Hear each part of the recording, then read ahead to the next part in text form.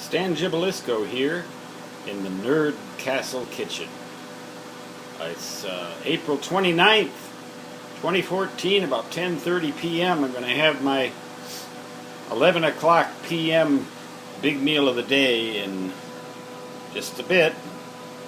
What you're seeing there is, of course, the refrigerator. There's some green beans.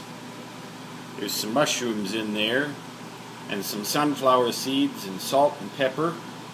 Actually, no salt and pepper. There you see some salad dressing, which what I do with that stuff is I dilute it 1-to-1 with water and then add a whole lot of pepper.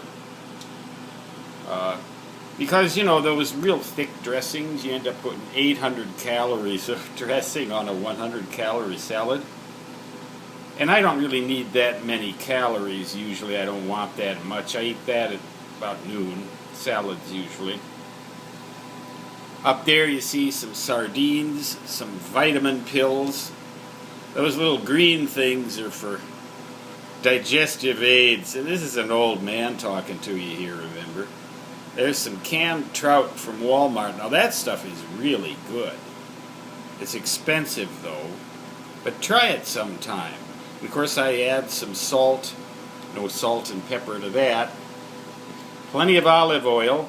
Those sardines, by the way, are in extra virgin olive oil. This other stuff, I think, is in, I don't know, sunflower seed oil or something like that.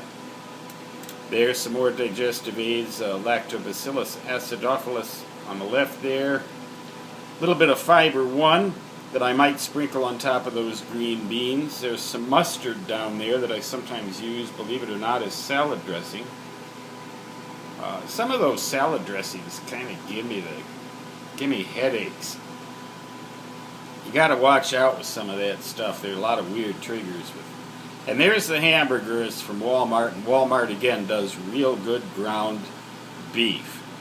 I don't know what it is about Walmart. They've just got the formula, and they've done some analyses of Walmart's products, and they're really what they say they are, like the extra virgin olive oil. Well, now this stuff, this isn't extra virgin. That's light olive oil. Preheating the skillet there. Pre-salted and peppered plate. Very, very basic bachelor meal. And you might notice that it's kind of an Atkins-like scheme here, meaning low carbohydrate for the most part. Those are hard-boiled eggs that I sometimes snack on if I get really hungry, but I don't eat a whole lot of those. You know, I mean, now, the Atkins diet, you may have heard, it gives you license to eat unlimited quantities of food and lose weight. Well, first of all, I can't eat unlimited quantities of food at this age. I'd explode. I'd get a bellyache that I would never forget. The other thing about that is, about the Atkins diet, is that it's always intended for weight loss. Well, that's not true. There are a lot of other aspects. Some people gain weight on that diet because they eat too much. They just eat too much food. There's some water. Actually, that's just tap water in an old plastic container there. Heavy-duty plastic 3-liter container. Some fiber one there.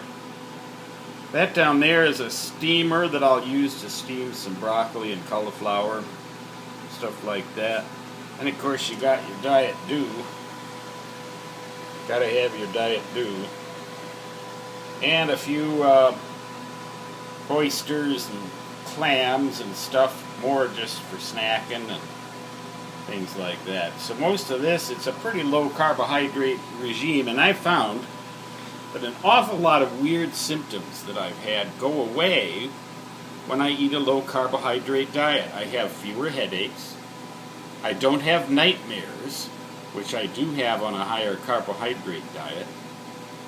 I don't get belly aches that are quite as bad as the ones I get belly aches no matter what. I mean, I've got a problem there. I don't want to burden you with all that nonsense, so. But I'm telling you this not to be the old man talking about his symptoms, but if you have these symptoms, a lot of sneezing and quote-unquote allergies go away when I engage in this low carbohydrate regime. The glitch is, or the catch is, some people just can't tolerate it. But sometimes you just haven't tried it long enough. If you want to try it, though, see your doctor. You know, don't just do it because I told you you might get better if you do it. Be sure that your doctor doesn't have any problem with it, because I'm not a doctor. I do doctor myself a little, but doesn't everyone? Over-the-counter medicines and that. The only over-the-counter medicine I really consume, though, is, besides vitamins, is occasionally ibuprofen. Stan Gibilisco from the Nerd Castle Kitchen, getting ready to have a little bit of food here. Bon appetit.